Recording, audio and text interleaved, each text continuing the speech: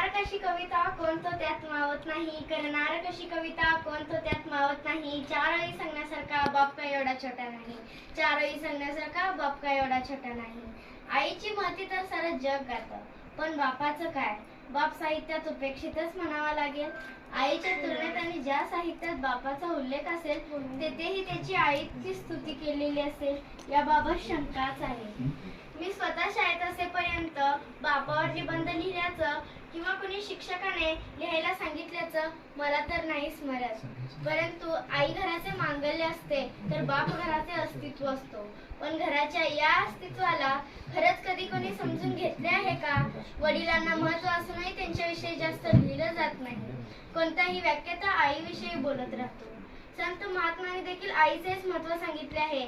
चांगल्या गोष्टींना आईची उपमा दिली जाते, पण बापाविषयी कुठेच फारसं लिहिलं जात नाही. काही लोकांनी बाप रेखाटला, पण तोही तापट व्यक्तीच्या रूपात.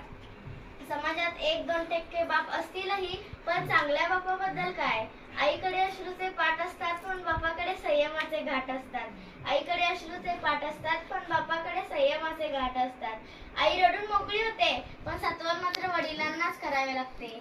आणि रडण्यापेक्षा सात्वन करण्यावरच जास्त ताण पडत असतं, कारण ज्योतीपेक्षा समय जास्त तापते ना. पण श्रेय नेहमी ज्योतीलाच मिळत राहते.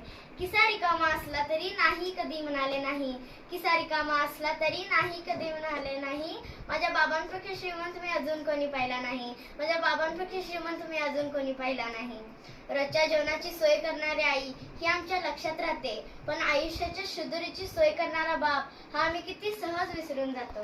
सरांसमोर आई मोकळेपणाने रडू शकते, पण रात्री उशीत मुसमुसतो तो बाप असतो. स्वतःचा बाप मेला तरी रडता येत नाही, कारण स्वतःला सांभाळून त्याला आपल्या भावंडांना जपायचं असतं. आई मेली तरीही रडता येत नाही, कारण बहिणीचा आदर व्हायचं असतं. जिजाबाईंनी शिवाजी घडवला असं अवश्य म्हणतात, पण त्याच वेळी शहाजीराजांची ओढाताण सुद्धा ध्यानात घ्यावी.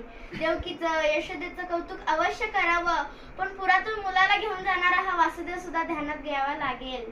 राम हा कौशल्याचा पुत्र जरूर असेल, पण पुत्र वियोगाने तडफडून मरण पावणारा हा तो पिता दशरथ होता. ही शेतकऱ्याची मुलगी जाता जाता एवढे सांगेल की कुणी म्हणे मायबाप आमदार आहे, कुणी म्हणे मायबाप खासदार आहे, कुणी म्हणे मायबाप आमदार आहे, कुणी म्हणे मायबाप खासदार आहे. पण ही मुलगी तुम्हाला शेवटपर्यंत सांगेल की मायबाप इमानदार आहे, मायबाप इमानदार आहे. धन्यवाद.